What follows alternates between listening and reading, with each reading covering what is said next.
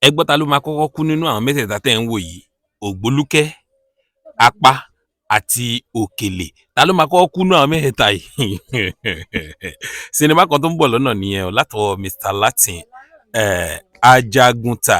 Ajagunta làkọ́lé ẹ̀, ó máa jáde láìpẹ́.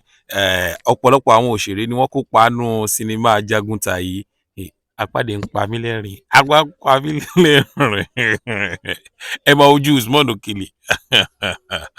Àníta ló máa kọ́ kú náà mẹ́ta yìí. Ògbólúkẹ́ tiẹ̀ sì máa try díẹ̀ náà. Ṣebí a ti mọ̀ òun mọ babaláwo rò nìyẹn, ó máa try díẹ̀. Ṣùgbọ́n ta ló lọ fi Òkèlè sínú ẹ̀? Ta ló lọ fi Òkèlè sínú role àwọn Ajagunta báyìí?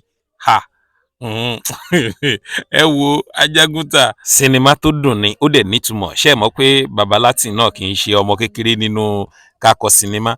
Tẹ́ ẹ bá dẹ̀ lọ sí orí channel Mr. Latin lórí YouTube, ẹ rí àwọn sinimá kan ń bẹ lóríṣiríṣi. Ṣùgbọ́n eléyìí àrà ọ̀tọ̀ ni. Eléyìí jẹ́ ìkan àrà ọ̀tọ̀ nínú àwọn sinimá tó wà ní orí channel Mr. Latin. Àfi tá a bá yẹ parọ́, tẹ́ bá rí àwọn kámẹ́rà tí wọ́n fi yà gan apá yín náà mọ̀ pé no, eléyìí yàtọ̀. Tẹ́ bá rí àwọn cast and crew tó lò, ẹ̀yin náà mọ̀ pé Mr. Latin ṣe eléyìí. Ṣé ẹ rí àwọn èèyàn kan tẹ̀ tí ń comment sí under comment section nígbà tí wọ́n upload trailer yìí. Wọ́n wí pé eléyìí ó yẹ kó lọ sí cinema, eléyìí yẹ kó lọ sí cinema, lóríṣiríṣi àwọn èèyàn tí ń sọ bẹ́ẹ̀. Let's be serious, let's be candid. Ẹ gbọ́ ta ló máa kọ́kọ́ kú náà mẹ́ẹ̀ẹ́ta tẹ̀ tí ẹ wò lójú screen yìí látàárọ̀. Ẹ máa wo Òkèlè pẹ̀lẹ́ nínú ẹ̀.